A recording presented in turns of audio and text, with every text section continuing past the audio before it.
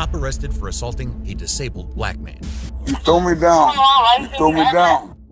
On the evening of July 26, 2021, Officer David Lance Dukes of the Orangeburg Department of Public Safety received a complaint about a man banging on his neighbor's door. Officer David later said that the caller was a woman who had told him that the 58-year-old suspect named Clarence Gaillard had a gun.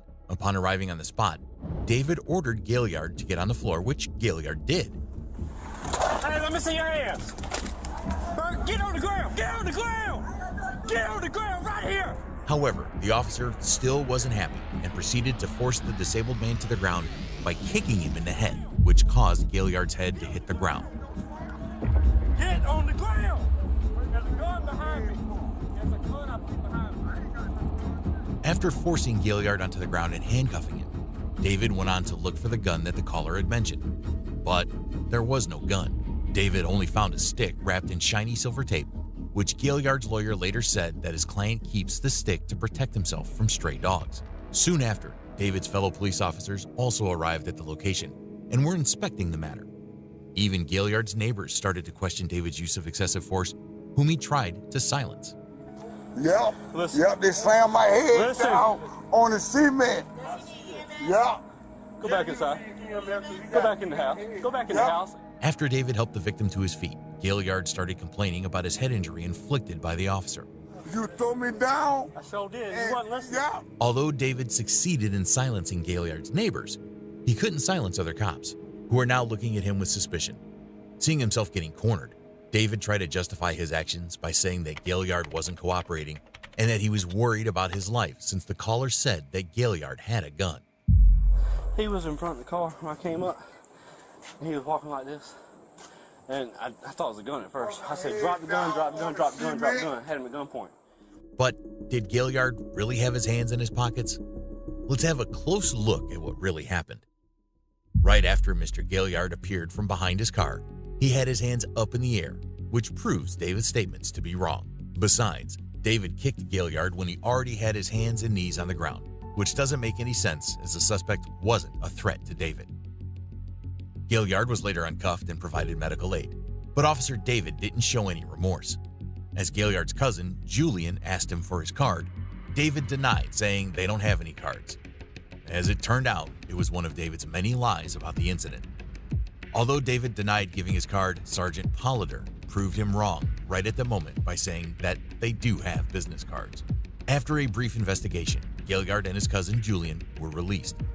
Gaillard later filed a lawsuit against Officer David Lance Dukes, saying that the officer attacked and assaulted him despite him following David's every command as soon as his medical condition allowed. David was arrested and charged with first-degree assault and battery, a 10-year felony in South Carolina. He was also fired from his job. Although David tried to justify his actions on multiple occasions throughout the incident, his fellow police officers didn't play along or tried to hide their colleagues' outrageous actions. Although David was a police officer, the next cop on our list is a chief deputy who not only broke the law, but even tried to use his position to get away from the punishment. Number 2. So you're a deputy? I'm the chief deputy. You're the chief. Okay. Newton County Chief Deputy arrested for DUI. While on patrol on May 12, 2019, Arkansas State Police Trooper Michael Valentine noticed a vehicle swerving from one side to another. As he followed the vehicle, Trooper Valentine noticed that the driver's side tires touched the yellow line multiple times before going off the road. Before the car could collide with an oncoming vehicle and result in the loss of innocent lives, Trooper Valentine pulled over the driver. Little did he know that he was to meet a chief deputy. The driver identified himself as the Newton County Sheriff's Office Chief Deputy, Michael Kyle Dunn. Just like Trooper Valentine, I also expected Dunn to know the law better, but it was a wrong assumption. Step out with me, okay? So you're a deputy? I'm the chief deputy. You're the chief. Okay. Giving him a real talk while keeping the privileges as a chief deputy in mind, the trooper said that no matter Dunn's post, he had to do his job. Well, I understand that, but, I mean, you know we can't be out driving if we've been drinking. Yeah. And, you know, I caught you coming back onto the highway back there. You almost hit a sign and then followed you for a little while, and you touched the yellow line twice, touched the white line twice, okay? Okay. As it was, not only Dunn kept struggling with keeping a straight posture, but he was also having a hard time understanding Trooper Valentine's commands. After the trooper asked Dunn to give a field sobriety test, he refused, knowing how the results would turn out. All right, go ahead and stand. All right, you gonna be all right? Yeah. All right, go ahead and stand up for me right here, okay, and face my car. Do you want to go through these tests, or you just want me to take you in?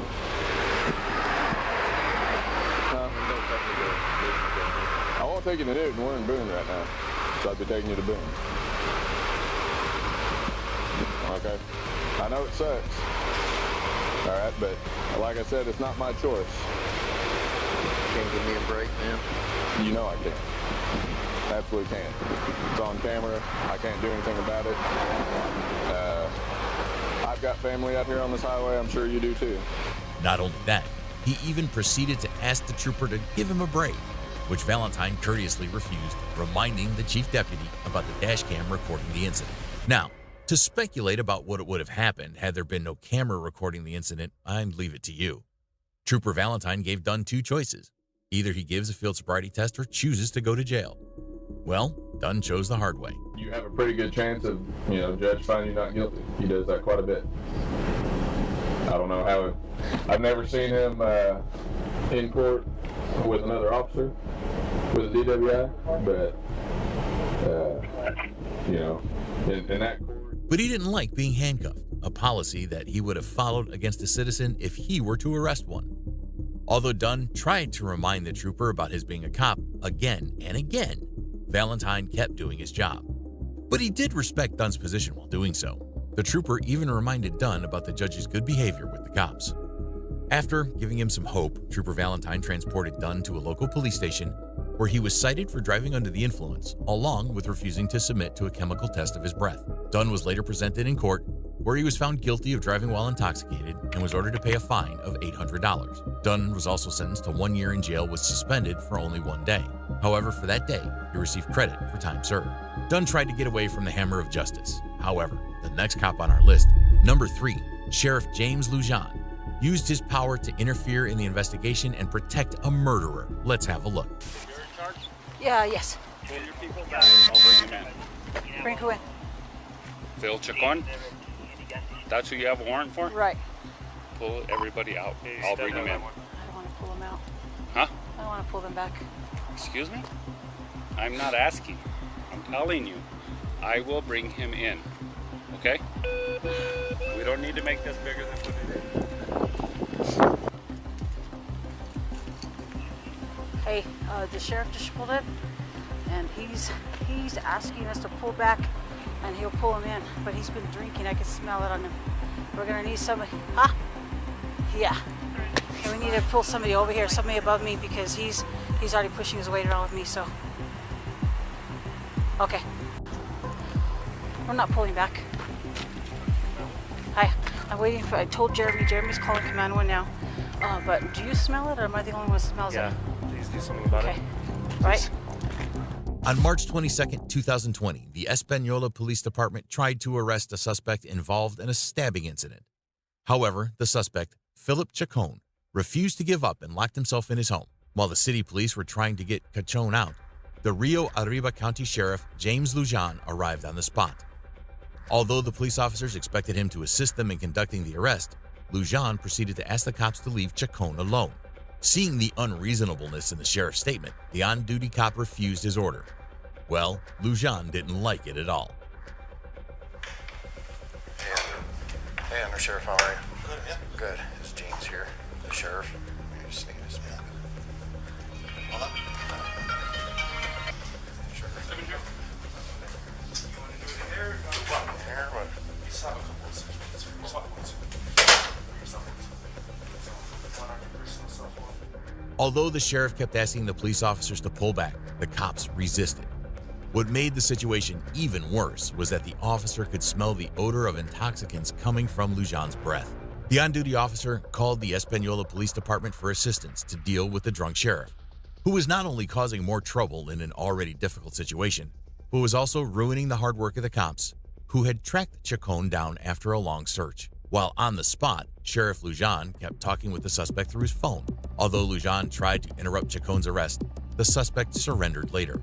After securing Chacon, the Espanola Police Department filed charges against the sheriff and acquired search warrants to seize his county-issued work cell phone as well as his personal phone.